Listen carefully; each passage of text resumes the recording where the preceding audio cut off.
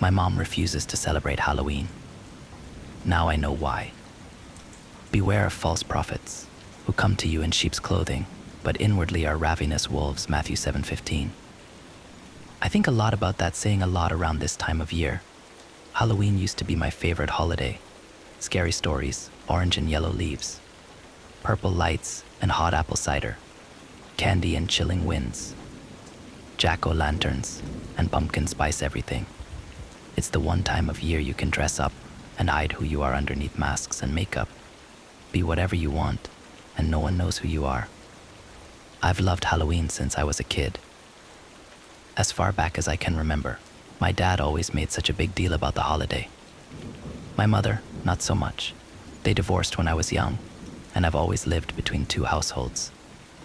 Typically, I'd be at my dad's during the weekends, and my mom's on the weekdays. I'd always pray that Halloween would fall on a weekend so I could be at my dad's house when it happened. He'd always invite my friends over for a big Halloween party. He'd dress up in a scary costume, hand out fun treats, and take me trick-or-treating. My mom, on the other hand, well, she despises the holiday. She's very religious. She's always reading the Bible, lecturing me about this and that. She's got it in her head that Halloween is an evil holiday. She won't have anything to do with it. Not even so much as a harvest festival alternative that some of the local churches around us hold. In fact, she doesn't even go to the churches in our town, and we have a ton of them. She never put up jack-o'-lanterns, and not even a hint of fall decor. Not even a be thankful sign for the autumn season or Thanksgiving. My mom is nice enough. She's never been too pushy about her beliefs on me. In fact, she celebrates every other holiday just fine. Christmas, Thanksgiving. She'll even have a beer or two on St. Patrick's Day. But she absolutely has never budged when it comes to Halloween. In fact, she'd make me go to bed really early on Halloween every time I happen to be with her. We've gotten into some very nasty fights over it. I'd be crying and begging her to let me stay up and go trick-or-treating, but she'd always respond that Halloween was evil, and that in her house she'd respect the Lord. Then she'd tell me I would just have to get used to it. I once told her I hated her because of it and stormed off to my room, slamming the door. I regret doing that now. I now know she was only trying to protect me. My mom lives several miles away from my dad in a small rural town with about 3,000 people living there. My dad lives in the city, so when I had Halloween at his place, I'd bring back a huge haul of candy because we had so many neighbors. Everyone got into the holiday spirit on my dad's street. In my mom's neighborhood, everyone there did too. So the stark difference between my mom and the town, and mom and my dad has always been really apparent to me. And up until last year, I just had never understood why my mom was such a prude. When I mentioned it to my dad and asked him to make my mom relent, he'd always say your mom has to do things her way. And I'll do things my way. You just have to respect her wishes, buddy. If you look at the calendar, you'll notice Halloween falls on weekdays way more than it falls on weekends. So sadly, I haven't had the experience of being with my dad on Halloween as much as I'd like. I always noticed how much my mom seemed to dread the holiday. She'd be extra into her Bible, praying. Sometimes she'd come up to me and put her hand on me, closing her eyes in prayer, begging God to protect me. Halloween has always been the same at her house. We'd eat dinner around 4 p.m. Then she'd usher me off to bed. She wouldn't tolerate me stepping out of my room, and she'd yell at me to sleep if she heard me staying up. I'd always lay in bed, unhappy and frustrated. I'd hear just outside my door, saying the same prayers over and over again. You might be asking why I didn't just sneak out. Well, I would have, except my mom always had the odd habit of boarding up all of our windows, and even our front and back doors. She'd put up a big sign on the front door that said, "Trick or treaters not welcome." At this house, we serve Jesus. She'd hang up crosses and sprinkle the whole house with holy water. Even line the front entrance with salt. I always figured my mom was just extra paranoid about things, or I'd gotten it into her head from some televangelist that she needed to be extra scared of spirits and whatnot on Halloween. I've never stayed up very late on Halloween night at my mom's house, with nothing to do but lay in bed, as she usually took all of my toys or devices away. I'd usually fall asleep surprisingly easily. I'd dream about what Halloween could have been and try to get over it the next morning on November 1st. It wasn't until last year I finally found out why my mom is so scared of Halloween. Last year, Halloween fell on a Monday. That year was especially hard for me to accept that I'd be spending yet another fun Halloween night sleeping in early, especially since the year before Halloween had fallen on a Sunday, and my dad had pulled out all the stops. I dreaded having to spend another year in bed early when, for the last 2 years, I had been spoiled with Halloween fun. This year was a bit different. I was 17 now, and I felt I could get away with staying up a bit longer, and at the very least being allowed to watch a scary movie. I got to my mom's house earlier that day, as my dad had gotten me out of high school early. When I arrived, the house was drab and normal, no decor, nothing except for wood beams and piles ready to be nailed up. I hugged my dad goodbye, and he told me to behave myself and just do as my mom said, however upset or unhappy it might make me. Great.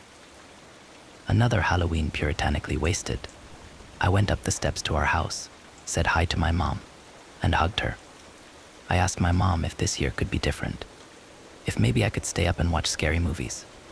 Maybe have some candy. She flat out refused. Absolutely not. Halloween is an evil holiday. You will not have anything to do with it at my house, God help me. I roared with irritation. So unfair. I stomped inside. You're so fucking ridiculous, Mom, I shouted out. I heard her yell about taking the Lord's name in vain. I didn't care. I was so sick of her religious strictness. I needed to get out of the house for a bit. I walked up to the porch where she was standing, apologized for cussing, and asked if I could head down to the store in town for some snacks before we had our early dinner and early bedtime. She sighed.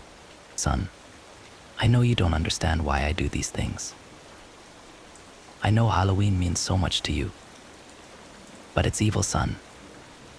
The devil hides in the fun things. Halloween is evil. I wish I could get you to understand. She said it would be okay, but to be home no later than 3 p.m. She was dead serious. I didn't want to find out the fit my mom would have if I didn't stick to her curfew. I walked off towards the main area of town with all the small businesses. My mom luckily didn't live too far from the general store, only 4 or 5 blocks away. I got to the store and was looking at some of the hot Cheetos when a priest came up to me. I glanced over, and he said hello. Hi there. Need anything? I asked. I'm sorry to bother you, but I noticed you weren't dressed up, the priest said, his hands clasped in a pious manner. I was supposing perhaps you weren't participating in any of the festivities this evening. I was wondering if perhaps you would like to attend my church's Harvest Festival party. There'll be candy and even a costume party. I already knew what my mom would say if I asked, so I gently sighed and responded. That's really nice of you, but I actually have other plans tonight, sadly. I'm sorry. The priest smiled and said that was quite all right. He bid me goodbye and told me he wished the Lord would bless me. He walked off, and I took my chips to the register. I walked back home and sulked. My mom wouldn't have ever allowed it, even if it was at a church. She'd say that it was just another form of Halloween, and that it was evil, and that it was out of the question. I couldn't wait to turn 18 and be out on my own. Make my own plans. Celebrate Halloween the way I wanted to. I just didn't understand. To me, Halloween wasn't evil, or even unchristian for that matter. Sure, it dealt with death and ghosts and ghouls, but it was mostly about fun for me. Costumes, candy, maybe even some sexy times or partying. It wasn't about anything bad. In some ways, Halloween helped us laugh at death. It was the one time of year death wasn't so scary, so horrible. Wasn't there a saying my mom once told me? Something like, "Oh death, where's your victory? Oh death, where's your sting?" If anything, Halloween perhaps could help Christians live out that reality. But my mom would never understand that. I went up to the house, trudged in, and ate my snacks while watching my mom start to nail the doors and windows shut. There was no more going out tonight. She was soon done, and the doors and windows were locked. Her sign fluttering on the door, making knocking sounds every time the wind came and hit the wood. Then, she made a quick pasta dinner. I ate it in silence, making it known my displeasure. My mother ate in silence as well, looking at the boarded windows nervously. Then, she checked her watch. It's 4 p.m., son. Finish up and get to bed. I sighed. I ate as slowly as I could. Every passing moment, my mother seemed to get more and more nervous. I had a few bites left of my meal, but my mom suddenly shot up and shooed me away from the table. That's enough for now. You need to get to your room. Go. I rolled my eyes and walked to my room. My mom closed the door behind me. I looked around my room. I looked at my bedroom window, boarded up with wood. I could see between the slits in the wood. I could see the neighbor's house and the orange and red trees. The sun was still up. I sighed yet again, filled with annoyance. I plopped down on my bed. My mom had taken my phone. There was no TV, no books, nothing to do but try to get to sleep. I stared up at the ceiling in my room. I heard my mother walk up outside my bedroom door, starting to pray. The blood of Jesus protect us tonight. Father God, protect us tonight. Amen. I just couldn't stand it anymore. I furrowed my brow in anger. I was 17, damn it. I wasn't following my mom's lame rules anymore. I made up my mind. Tonight, whether she liked it or not, I was getting up out of my room and doing something Halloween related. I was gonna watch Child's Play or Scream. If I couldn't leave the house, I could at least watch the kids trick or treating nearby. I decided I'd wait until after my mom was done praying and had gone to bed herself to sneak out of my room. I listened to her praying. Jesus, have mercy. Lord, protect us from evil. Lead us not into temptation, but deliver us. I lay there, listening to her pray for about an hour. I glanced over at my alarm clock. It was about 6 p.m. by the time she finally finished. I heard her walk off and gently close her bedroom door. I couldn't get out of bed just yet. I needed to wait until I was sure she was asleep. I sat up in bed and looked out of the cracks in between the boards. The sun was rapidly going down. Yet oddly, there weren't any trick-or-treaters out quite yet. I waited, watching the sky grow ever darker, until I was sure my mom was asleep. It was about 7:45 p.m. The sun was mostly down at this point. Only a slight yellowish glow remained on the horizon. I went up to my bedroom door. I slowly, ever so slowly, turned the knob. I managed to turn it without so much as a sound, and then I gently pulled the door open. It made a slight squeak, and I winced as it did so. Nothing. My mom hadn't heard. Thank God. I pulled open even more, just enough so I could squeeze my body through and I could get out into the hallway. I did so, and I glanced down the hall at my mom's room. I could hear her gently snoring. I tiptoed to the living room. I went to the couch and sat down, picking up the remote. I turned on the lamp on the side table near me and selected a streaming service on the TV. Scream, Here I Come. I turned the volume down as low as I could. I looked up at the clock on the side of the living room wall. It had just turned 8. Some preview for a show I didn't care about was playing when suddenly the power went out. I sat up, confused. The lamp was out. I tried to turn it on again, but nothing. I glanced outside between the gaps in the boards on the window. The streetlights were out. Even the lights from the Halloween decor of our neighbors was dark. I watched as the sky grew darker and darker. Perhaps there had been a power surge, but the weather wasn't bad. It had been a perfect, cloudless day. I sat there perplexed. Then I finally saw something. It was a gentle orange glow. At first, I didn't see what it was. But as I kept looking, I eventually saw a small group of children dressed in Halloween costumes. They held torches in their hands. They had potato sacks to collect candy clutched at their sides. They walked up the street, slowly like zombies. Then another group came. Each of the kids had a mask on. Some were clowns, some were animals, some were skulls or demon faces. But not a single child had their face exposed. Group after group came down the street, silent as the grave. Then I saw more groups. This time, they were made up of what I could only assume were adults. They were far taller and fatter in many cases. Some were holding the hands of little ones. They had masks on too. One had a cartoon cat's mask on. Another had a Guy Fawkes mask. Yet another had what I could only describe as a voodoo mask. They all held torches, lighting their way as the sky finally became devoid of sunlight and pitch black. The torches cast shadows on the neighborhood and the houses. The haunting orange glow reflecting and amplified by the orange of the leaves on the trees and ground. Many people clearly were traveling as families. I saw groups of 5, sometimes 10. Silently they went up the street. Then I saw one man sum up. He had a special mask on. It was a large black mask with 3 skulls, presumably human, in a triangle formation on the black background, 2 on the bottom, 1 skull on top. He held a torch and an enormous knife with a red hilt. He stopped in the middle of the street and shouted something. Whatever he said, it made the groups of people stop and turn around to face him. He used the hand that had the knife and yelled something, pointing it towards the houses around him. Then he walked on. He was out of sight, and I wanted a better look at what was going on. I crawled up to the window and pressed my eye against the glass, looking through the gaps in the boards. I could see much more now. The little children had circled back around. They went up to the houses nearby and knocked on the doors. They then stood there waiting for someone to answer.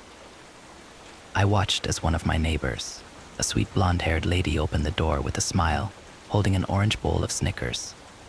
She was about to say something and comment on the kids' costumes, but looked at the kids in wonder. They held their torches and stood there, not even saying the customary trick or treat.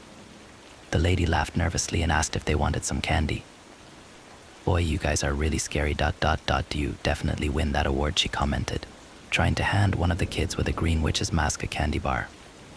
The kid didn't accept it, but instead pointed at her. One of the adults came up to the porch, briskly walking over.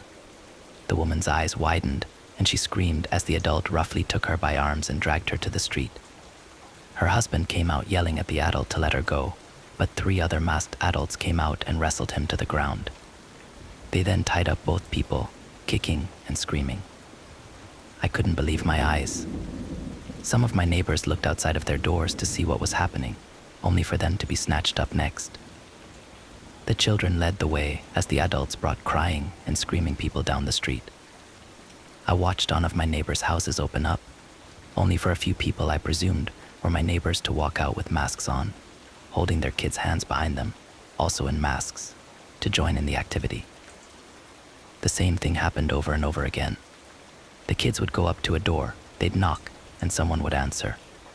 Then they'd be attacked, tied up, and dragged away to join others. I watched as they headed towards the direction of the main area of town, where all the shops and businesses were at. I listened as people begged to be let go, men cursing and demanding the reason for all of this. A woman screamed as a masked man got up close to her, grabbed her by the hair, and stroked her face with a gloved hand. I watched as more groups of masked people came, dragging teenagers and children with them, on a cart. They were all crammed into a cage, some crying, others yelling similar things to the adults. I looked at their wrists and saw they had orange bands. I couldn't read what was on them, but the same symbol as the one found outside on the local Catholic church was on them. More teenagers came, literally by the cartful, crammed into tiny cages with at least a dozen others. I heard wailing and screaming. I watched as they all headed to the main part of town.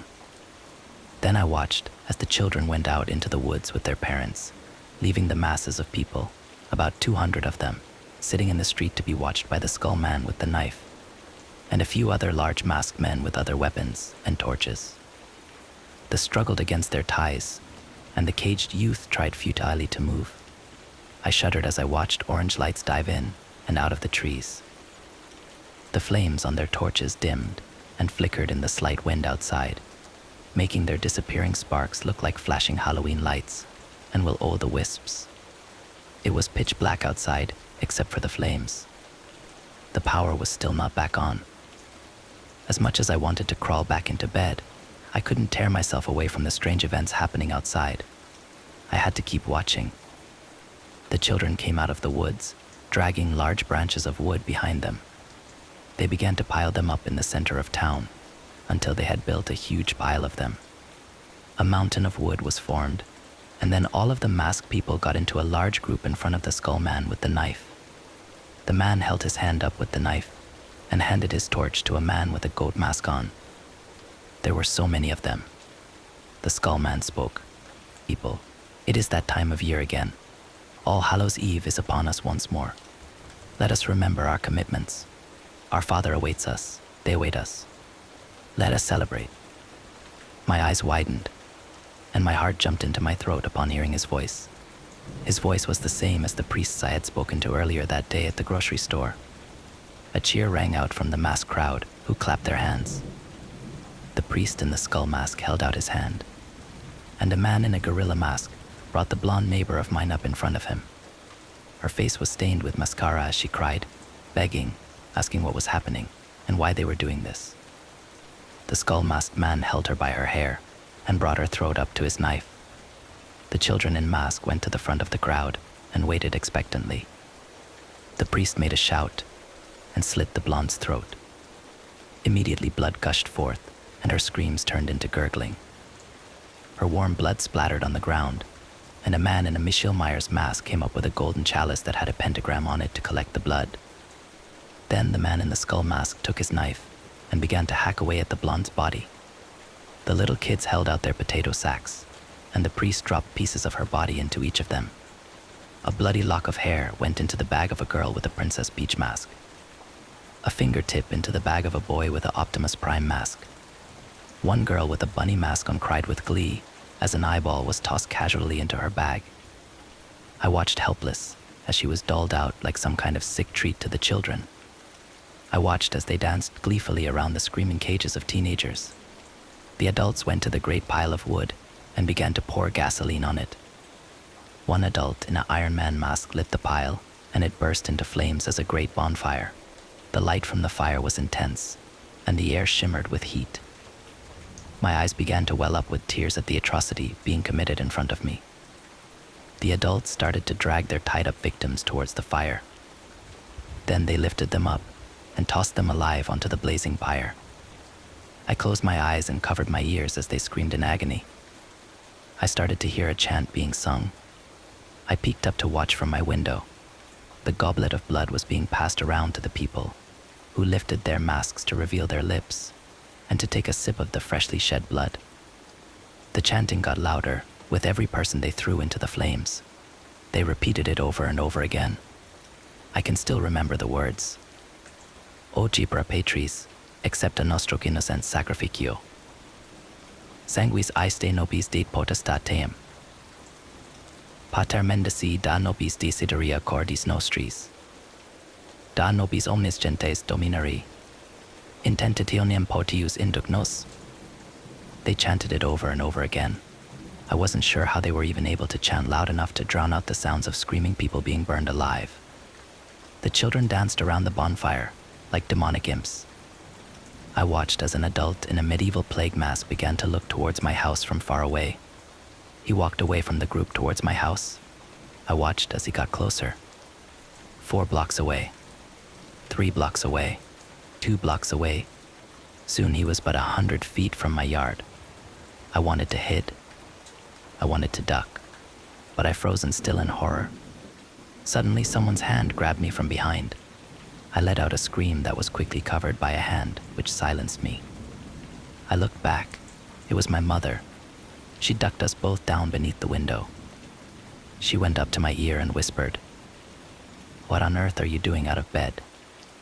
We both looked up as a shadowy figure got up to the window. The figure stood there, illuminated from behind by the yellow-orange of the town bonfire. We sat there frozen, not saying a word, until the figure slowly moved away from the window. We sat there a while longer until we were sure he was gone. My son, my mother whispered, "Get to bed. And do not get out. Do not look out of the windows.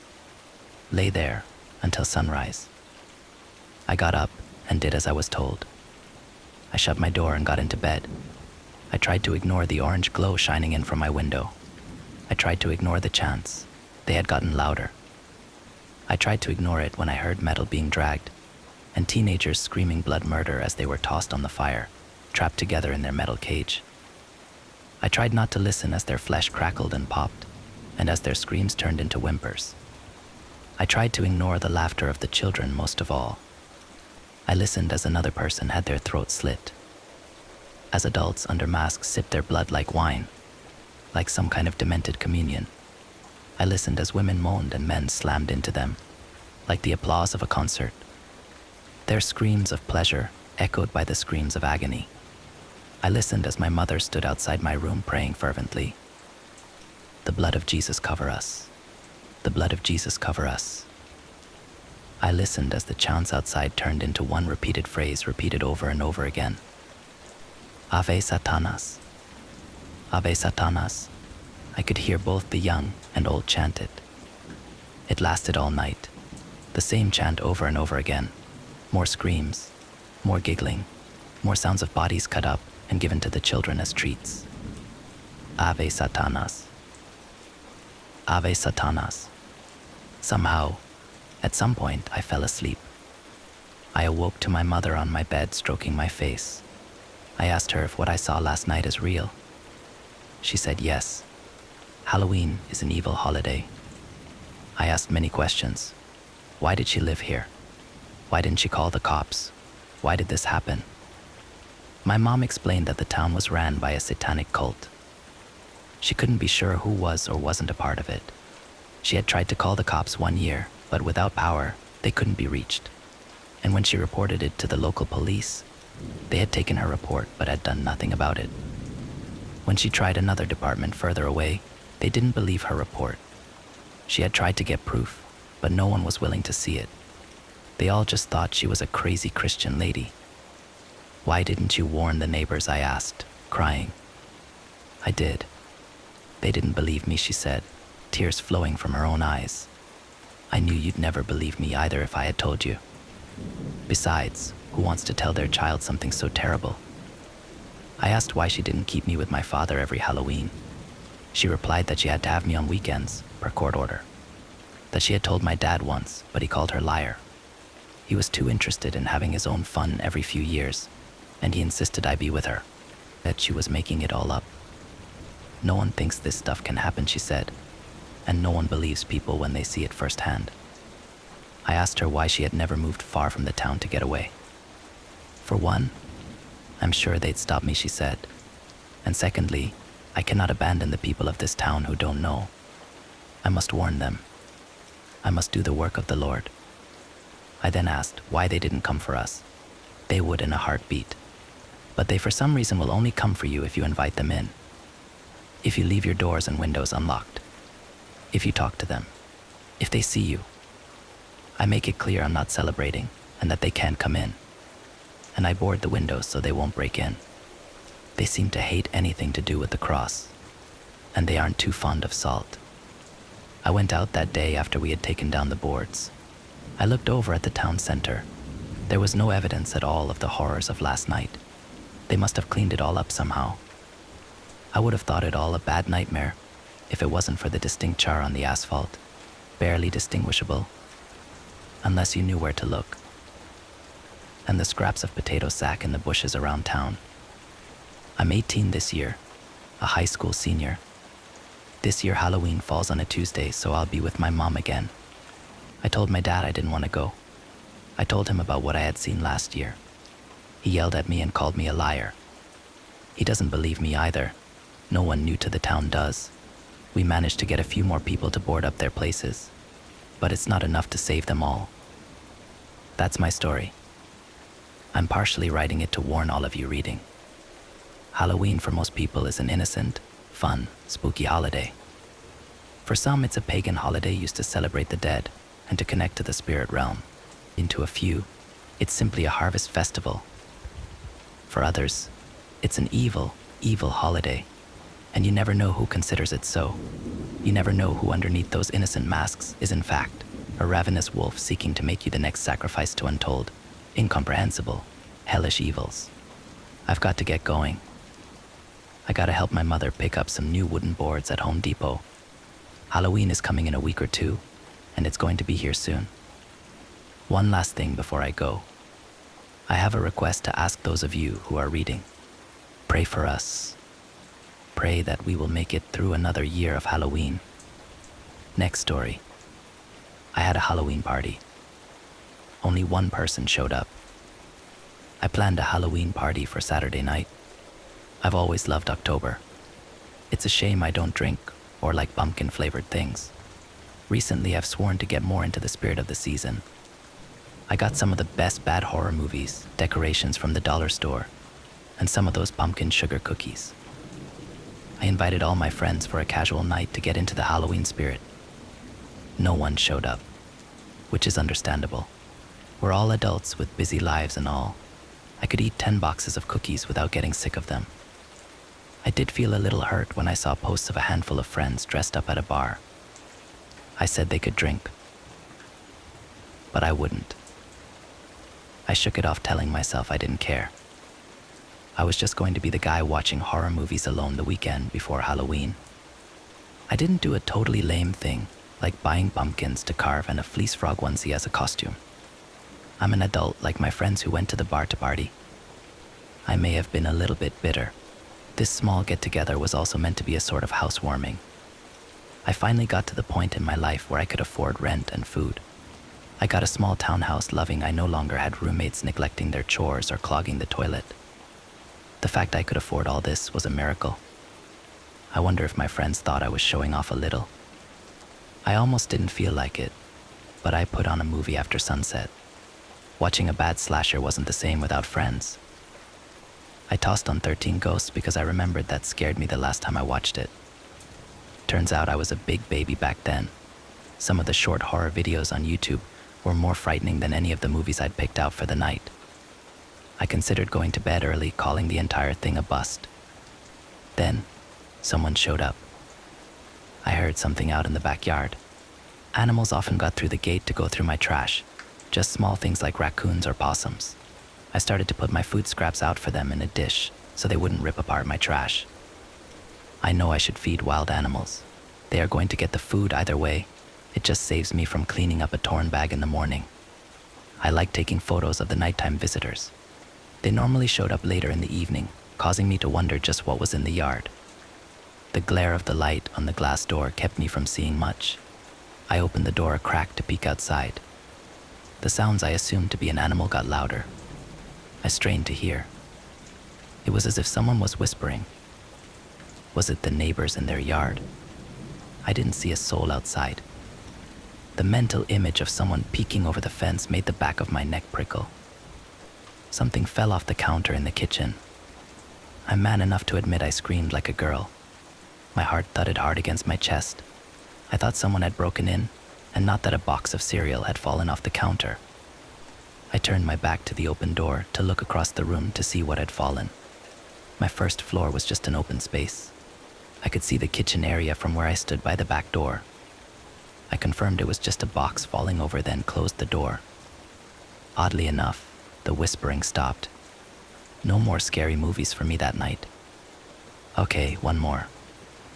But Scooby-Doo on Zombie Island is a Halloween classic and not a movie that would add to my unnerved mental state. I am also man enough to admit I kept all the lights on that night. I didn't care about an increased electric bill. I would not like a shadow person to get me while I walked up the stairs in the dark. Thank you very much. This is a normal and reasonable precaution. As I watched a childhood classic, I couldn't shake the feeling I was being watched. I needed a snack, something to take my mind off things. I wisely invested in a chest freezer. It was cheaper to buy in bulk and freeze things later after all. It wasn't smart keeping your chest freezer in the unfinished part of your basement for when you wanted ice cream.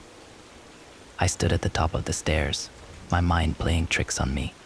I flipped on the light before I even looked down into the basement, fearing seeing the darkness staring back at me. I hadn't put much down there. The sight of basement from the top of the stairs really looked like an abyss with the lights off. An intrusive thought came to mind, that if I turned the light off to stare down, something would stare back up at me. I scoffed at such a dumb idea. To prove myself wrong, I flicked off the light. Surely I was alone. No one else here. Not at all. A set of red eyes pierced through the abyss, landing on my own. Nope, nope, nope. I flicked the light back on, my heart racing. I mentally cursed myself, hating the fact one horror movie got me seeing things. To again prove myself wrong, I turned the light off. Do you know those movies that kill off a character at the start to set the tone? I would have been one of those characters. Even the eyes in the dark seemed disappointed in my stupidity. I was moving the moment they were. I heard a cackling laughter and heavy footsteps racing up the stairs. The front door was so close by. I felt something tear through the back of my costume. I didn't have time to get outside. The 2 seconds unlocking the door meant my death. Instead, I ducked inside the small bathroom right beside my freedom. I slammed the door on a set of long, dark fingers. I screamed, trying to get the door fully closed. By sheer luck, the intruder pulled their fingers away so I could lock the door. Whatever was on the other side banged against the wood, laughing in a raspy voice that made my skin crawl. The doorknob wiggled. I tightened my hands around it, praying it would hold. Finally, the noise died down. The thing was still out there. I was trapped. No cell phone, no food. Not even a window to crawl, though. I knew whatever monster I now faced could break down the door. It was just playing with me. Why don't you end this quickly? You don't want to starve to death in there, do you? The thing whispered on the other side of the door. I would die of thirst first, I corrected. Wait, there was a sink in here. I would starve to death. No wonder that monster cornered me so easily. I studied my ripped frog suit. Could it be fixed? This thing cost a lot of money after all. Why are you even here? No one ever said the place was haunted, I asked. I hoped that the longer I spoke with the monster, the less frightening it would become. Exposure therapy and all that. Oh, I think you're well aware of your past sins. This kind of pain was coming to you one way or another. The doorknob wiggled, making a chill go down my back. Nope. This thing would be scary no matter how long I heard it speak. But what sins is it talking about? I scanned my brain desperately, trying to think of anything it was referring to. Sure, I did give a coworker a little bit of a mean nickname, but never to his face, and it was only after he was a dick to me for an entire year, and after he made such a huge mess, we needed to stay for overtime for a week to clean up. I also only tipped the DoorDash driver $9 in my last order, instead of $13. What else? If you just admit to what you've done, I'll be gentle when I eat your heart out. While you're still alive, the voice whispered. I don't think that's possible, but... Thank you for the offer, I said, voice shaking a little. A small sound came from behind the door. It was a mixture of a snort and an annoyed hiss. What else have I done? Said I was going to donate to the local shelters, but I haven't gotten to it yet. Was this because I didn't have change for the man by the bus? Did I not tell a cashier to have a good day? I'm not a perfect person, I'll never say that. But I've never gone out of my way to hurt someone. If I somehow did, I'll do my best to make it up to them. Maybe my easygoing personality made me a bit of a doormat. What a way to figure out why your friends didn't care enough to show up for a party. I'm glad they didn't, so they wouldn't have to deal with the monster that was losing patience with me. I don't think you've earned an easy death. I was going to be kind. You won't even consider my simple request. Tell me your sins. Explain to me why someone hated you enough to request my assistance. The voice got more intense with each word. The door shook, causing me to cower as far away as possible. While I was on the floor shaking like a leaf, I realized I really needed to clean behind the toilet more often.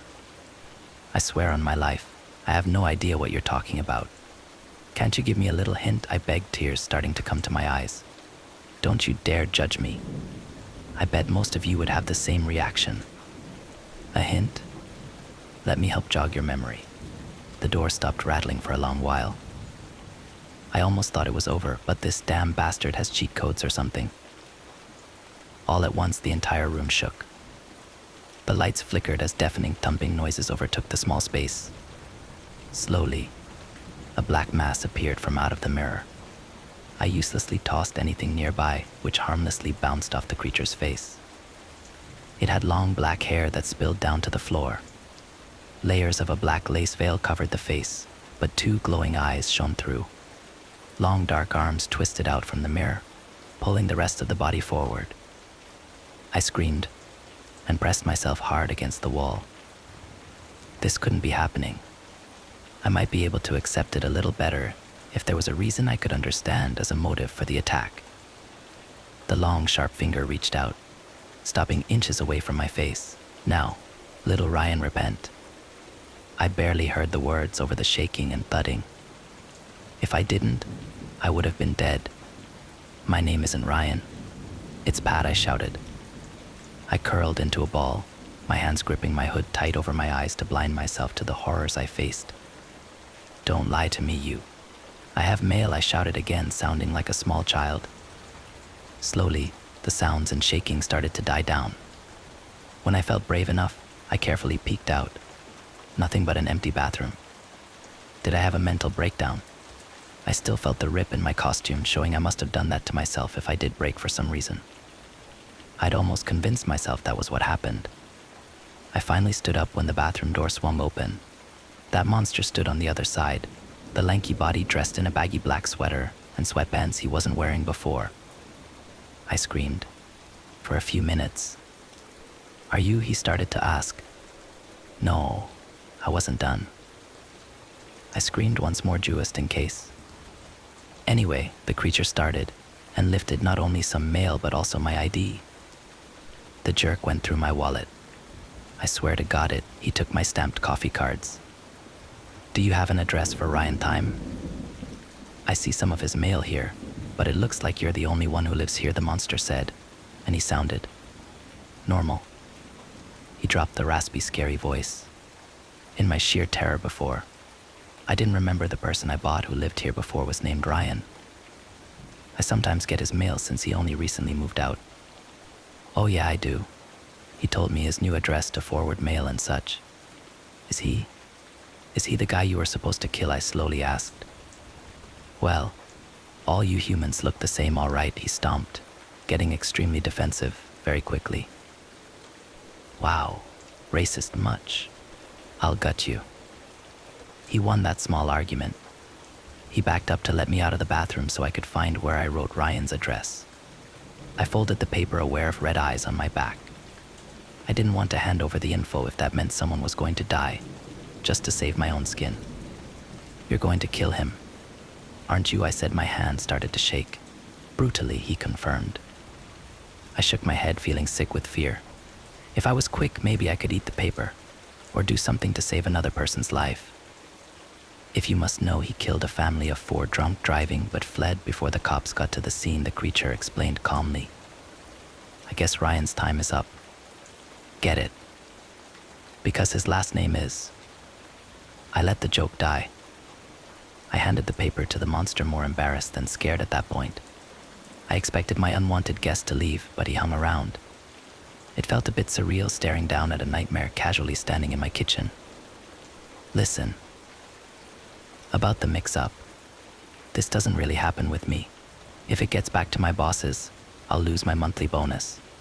I have mouths to feed, and all, he awkwardly said. You have kids, I replied, horrified. There was more of him. Cats. I should have guessed. He seemed like a cat person. I was just glad to be alive. I didn't even know how to contact who he worked for. I needed to pretend as if I did in case he decided to take care of some loose ends. Do you really live alone? You have a lot of soda for one person, he commented, his eyes directed to the counter. I bought some bottles and extra snacks for the party that never happened. His question was because he was worried I had a roommate that might have heard what went down. I wanted to have a party, but no one showed up, I shrugged. Lame. He should have just killed me. Besides that fact, my life was still in danger. I needed him to believe I wasn't going to tell his boss about his mix-up. If I made it as an exchange, that may work. But what on earth would I ever want from someone like him, so I didn't snitch, in exchange for my silence? Do you want to hang out? I offered. There was at least a full minute of silence between us. what he asked in a way that needed him to wind up for the one word. I got all these snacks, and all these movies lined up. I defended myself.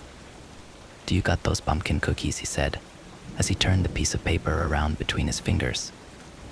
The Pillsbury sugar cookies, I said, not knowing if he meant those or some sort of pumpkin-flavored cookies.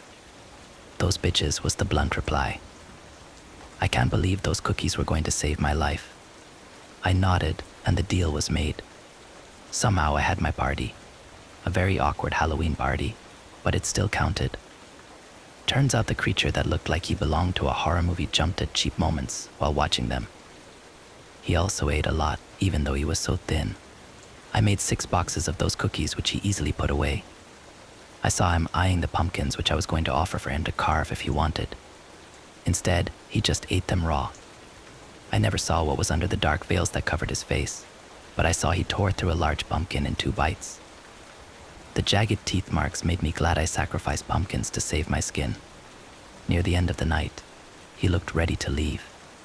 With a stretch, he hovered by the front door. Are you going to hand out Halloween candy? It was weird just how normal he sounded. Yeah. I don't work that night. Let me come over. I want to scare some teens after I finish this job. I rarely get to do anything that isn't disemboweling on Halloween, he admitted. Horrifying mental image, but okay. It wouldn't kill me hanging out with him again. Okay, maybe it might. To my shock, he gave me a cell phone number to reach him. I realized then I never got his name. What do I call you? I mean, do you have a name like Red Eye Ripper? Brian. Red Eye Ripper was my father's name. I let myself laugh over that one. If you couldn't laugh with the inhuman monster that almost ripped you apart, then who can you joke with? I let him leave with the plan to see each other at least one more time. Sure, I didn't sleep for 48 hours after the whole experience. And I know Brian is off killing people, but it is nice to have a friend that you can hang out with on Halloween. I might ask him if he could repair my frog costume or could pay me back for ripping it. On second thought, I'll just eat the cost. Next story. When the Halloween decorations start bleeding. Am I going to be charged with murder? The detective sighed and did not answer. His eyes were tired, haunted.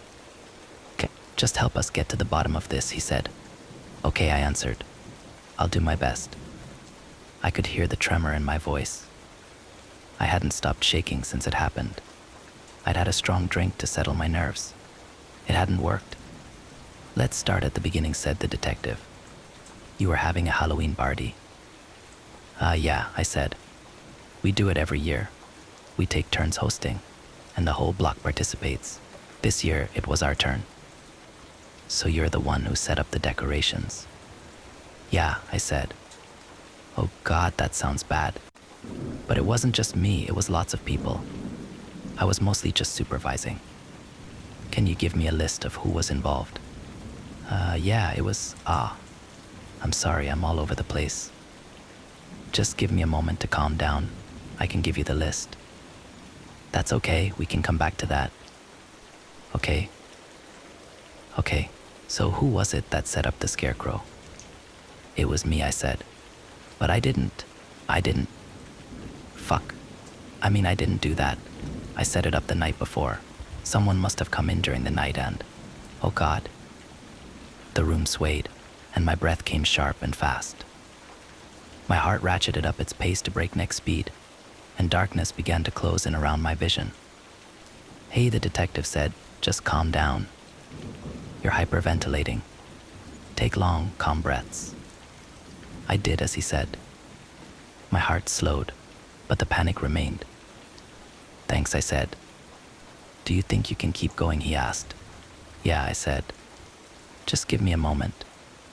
My body convulsed with tremors, but in a few minutes, they had settled down to a mild shaking in my hands. I gulped down a hard knot in my throat. Okay, I said. I'm ready. So, the scarecrow, the detective prompted. The word filled me with dread. The scarecrow, I repeated numbly. It's a Halloween tradition. The neighbors said as much. You destroy it every year. Yeah, I said. Usually it's filled with candy and straw, like a pinata. The kids beat it with sticks and ... everyone has a good time. I just don't understand, God, why would someone do that? It's too early to speculate, said the detective. Right now we are just gathering the facts. When did you notice that something was wrong? Well, right away I noticed that the scarecrow wasn't coming apart as easily as it should have been. But I just thought that I had put it together too well. So I ... I grabbed a stick. And yes, I took a swing. The detective leaned forward. And then what happened? My shoulders slumped. My mouth was cottony and dry. And then I said, the scarecrow began to bleed. And there was a pregnant pause. The detective's eyes bored into mine, willing me to continue. He said nothing, and I had to fill the silence. It fell over, I said. The hat came off, and we saw that it was a body. What happened then? The kids started screaming. One girl started it, the Oakley girl, I think, and then they all went off. We, the other parents and I, we pulled them all away. We called the police and, well, that's it. You know the rest. The detective scribbled his last note and closed the fold-top notebook he'd been writing in. His eyes were hard, dull gray stone, impossible to read. When he spoke again, his words were measured, careful. His voice was soft. What interests me, Mr. Johnson, he said, is that you haven't asked about your wife. The question caught me completely off guard. My wife, I said. She's out of town. Oh God, she's going to freak when she finds out what happened. She hates the block Halloween party enough as is. Your wife is out of town, prodded the detective. The question poked a fresh wound. Yes, I said, forgetting my fear in a moment of irritation. She and my son are spending the holiday with her parents in Virginia.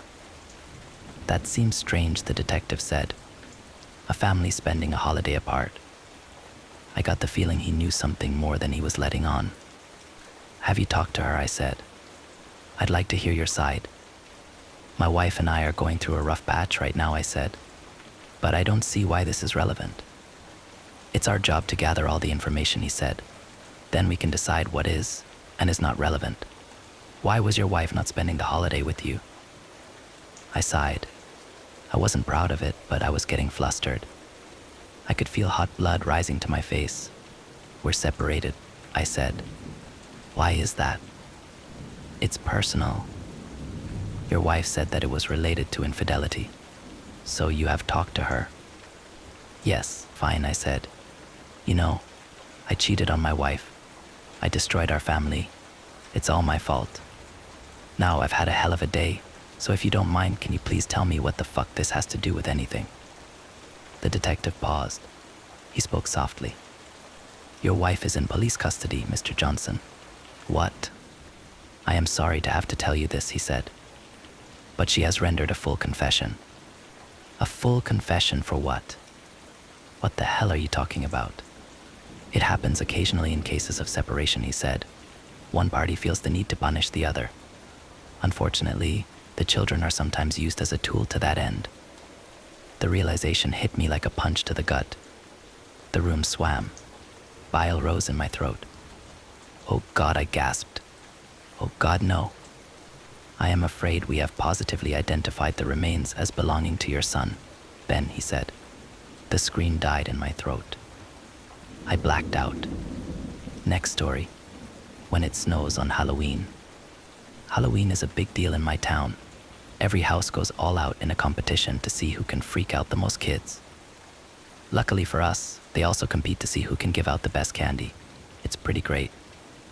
And this year, my friends and I were finally old enough to go trick or treating alone. I spent all day getting ready with my friends Ashley and Sherry. I was going as a vampire, Ashley was a witch, and Sherry was a werewolf. I was just putting some fake blood around my mouth as a finishing touch, when Ashley gasped. What's wrong? I asked, without taking my eyes away from the mirror. It's snowing. Shit. Remember when I said Halloween was a big deal in my town? Yeah, well, snow on Halloween was an even bigger deal in my town. It only happened once in my lifetime, and that was 10 years ago when I was 2, so I don't remember it at all. But that didn't matter. Every year in the days leading up to Halloween, the grown-ups in town would drill it into our heads that snow on Halloween was a bad sign, and that if it snowed, we had to follow the rules. The rules were, if it snows on Halloween, every trick-or-treater wearing a mask will be asked to take it off before they can get candy. If you are wearing a mask, you must take it off before taking any candy. If someone refuses to take off their mask, do not offer them candy, and do not speak to them.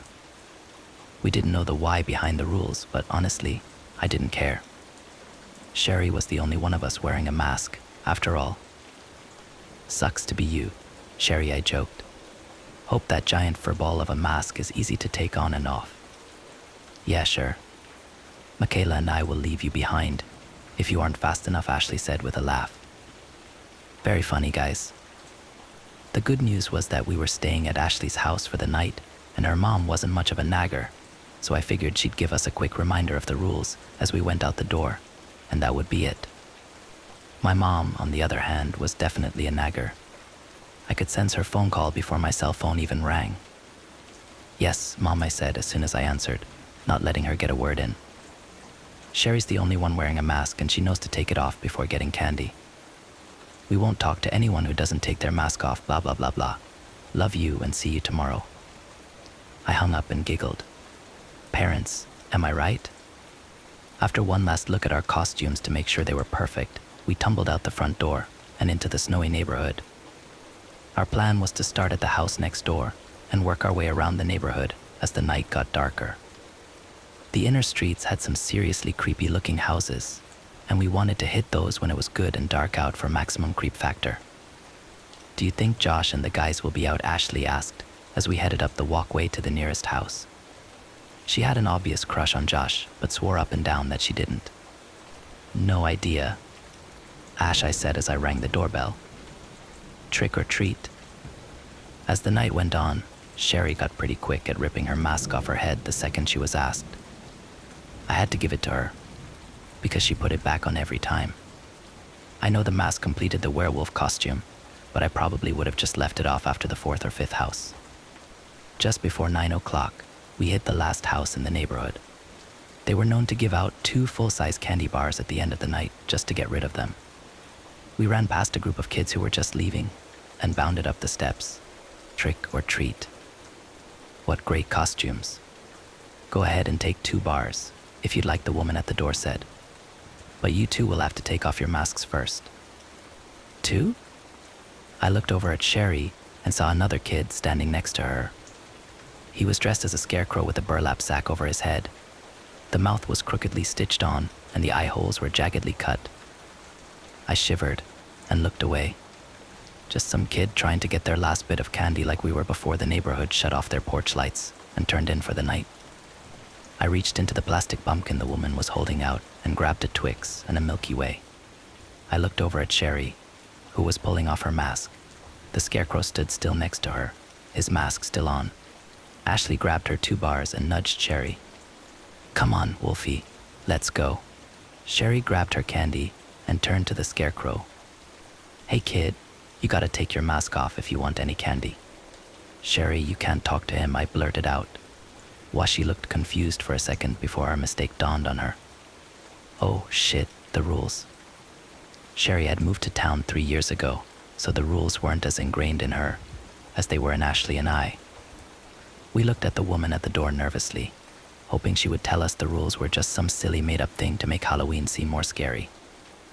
Instead, a look of pure terror crossed her face, and she yanked the plastic pumpkin back to her chest.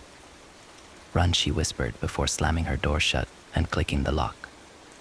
Ashley and I grabbed Sherry and pulled her down the steps. We couldn't help but scream, though we didn't know why exactly the woman was so afraid.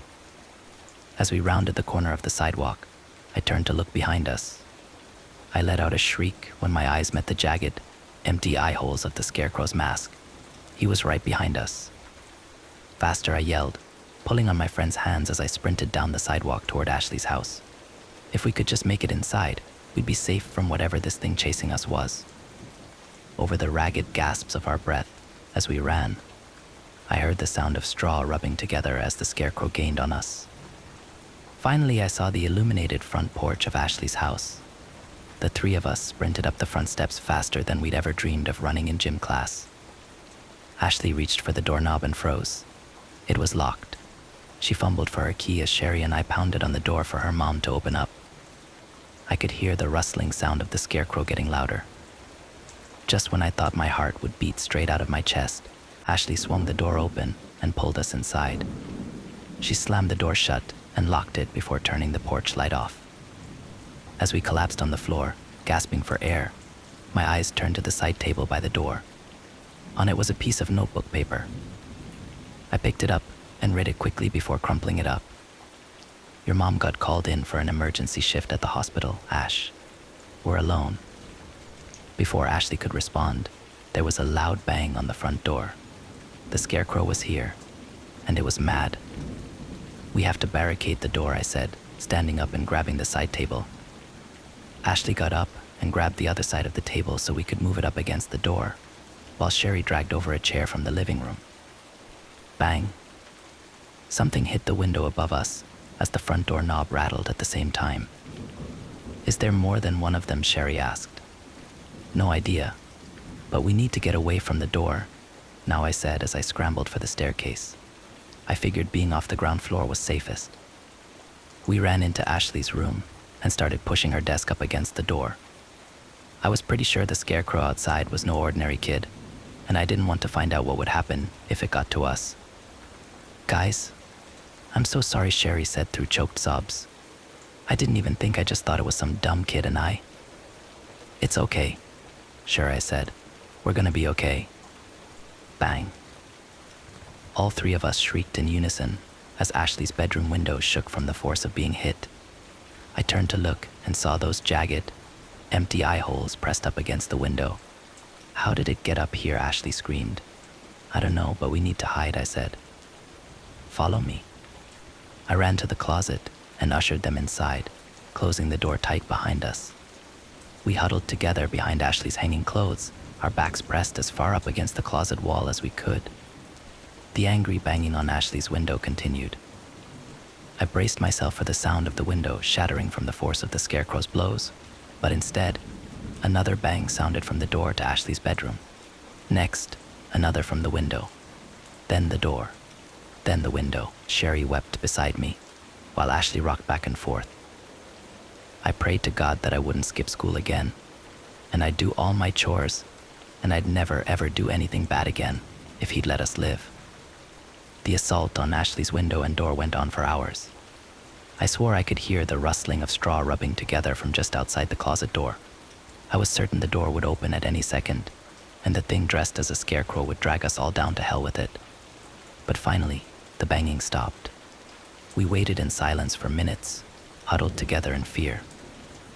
Silence. I pulled out my cell phone and checked the time. 12:05 a.m., November 1st.